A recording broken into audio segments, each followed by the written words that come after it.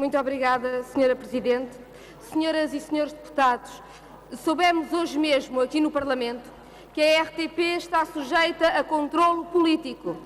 Num memorando interno de 6 de novembro, a Direção de Informação ficou sem autoridade e sujeita ao Conselho de Administração para decidir que notícias são colocadas no ar. Ou seja, ficámos a saber que a Direção de Informação do Serviço de Rádio e Televisão, do Serviço Público, deixou de ser independente e que existe um clima persecutório contra quem não favorece a tutela política. A gravidade extrema desta situação não pode ser ignorada, sob pena de aceitarmos e naturalizarmos toda e qualquer limitação à democracia e à liberdade de imprensa. Foi hoje denunciado, mais uma vez, que quem não agradar ao Ministro Relvas leva. E não vale a pena o Governo esconder-se por detrás de eficientes capatazes.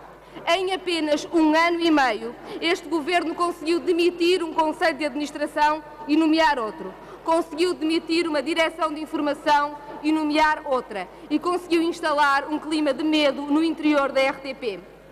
Quando o Governo se prepara, nos moldes em que um dia ainda nos há de explicar, para alienar o canal público de rádio e de televisão, caso único e sem igual em toda a Europa, percebemos bem tanta pressa em alterar e reconfigurar a estrutura diretiva do canal público.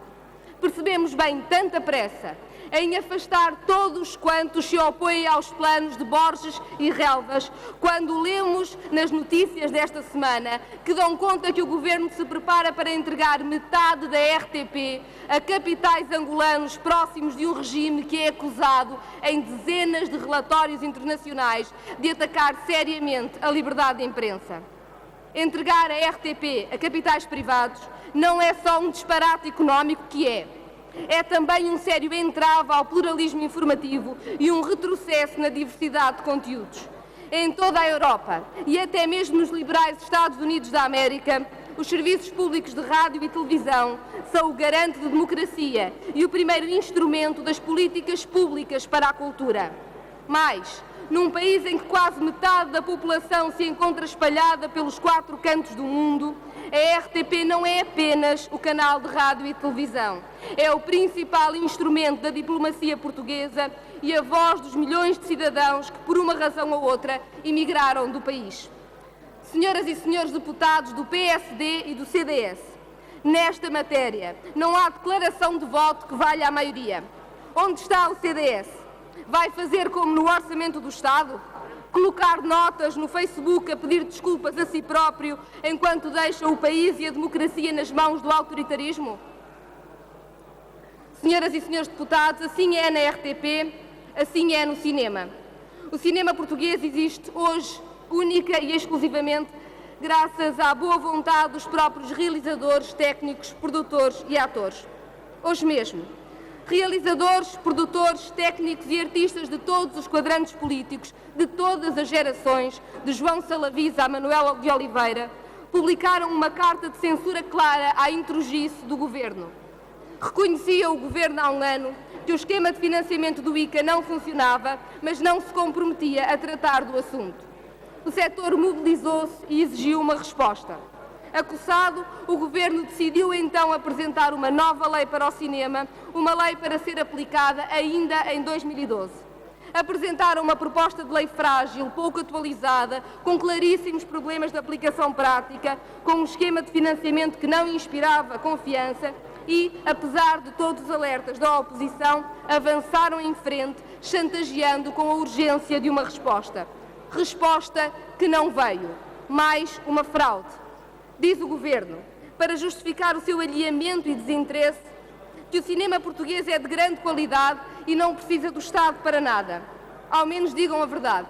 Simplesmente não têm nenhuma política para o setor, não querem gastar um único cêntimo com a cultura. Foram necessários muitos anos para o cinema português chegar onde chegou, acumulando prémios internacionais e com excelência reconhecida, e foi necessário apenas 1 ano e meio para este Governo colocar todo o seu futuro em risco.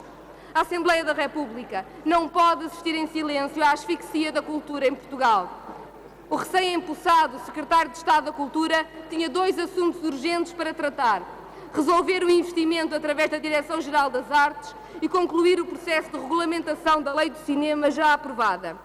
Quanto aos concursos da DG Artes, atrasou ainda mais um mês por vaidade política e aproveitou para aplicar novos cortes.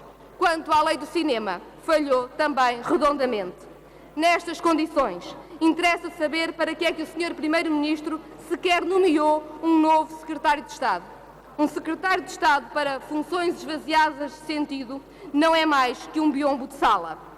O que o Governo fez para a política cultural, e muito especificamente para o cinema, foi uma antecipação da refundação do Estado, aplicando à socapa e sem qualquer debate público o colapso de todas as funções essenciais dos serviços públicos. Para quem tem dúvidas do que é o Estado mínimo a que a maioria quer condenar o país, aqui está ele: cortes de 100%. O último que apaga a luz. É esta a posição do Governo para a cultura e, de resto, para tudo o que mexe no país.